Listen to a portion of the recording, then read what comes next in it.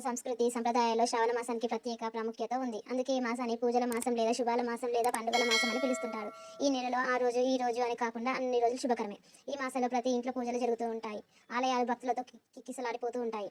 శ్రావణ మాసంలో వచ్చే ప్రతి రోజుకు ఎంతో విశిష్టత ఉంటుంది. ఈ మాసం అంతా శ్రావణ నక్షత్రం ఉండడమే దీనికి కారణమని పండితులు చెప్తుంటారు. అయితే శ్రావణ మాసంలో వచ్చే ప్రతి సోమవారానికి ఎంతో ప్రాముఖ్యత ఉంది. ముక్తి ప్రధాన ముక్కు అంటే శివుడికి సోమవారం అంటే ఎంతో ప్రీతికరమైనది. ఈ రోజున శివుని పూజిస్తే స్వామి కటాక్షం లభిస్తుందని పురాణాలు చెబుతున్నాయి.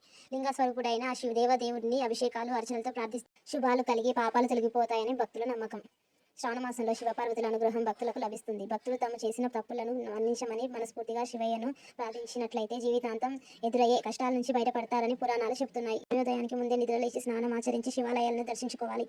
శివుడికి పాలు లేదా గంగా నీళ్ళతో అభిషేకం చేసి బిల్వపత్రాలు విభూది సమర్పించాలి. అనంతరం ఓ నమః శివాయ అంటూ మంత్రాన్ని జపించాలి. మీకు తోచిన మేరకు పేదలకు దానం చేయాలి. ఇలా శ్రావణ మాసంలో వచ్చే ప్రతి సోమవారం చేస్తే మంచి ఫలితం ఉంటుంది.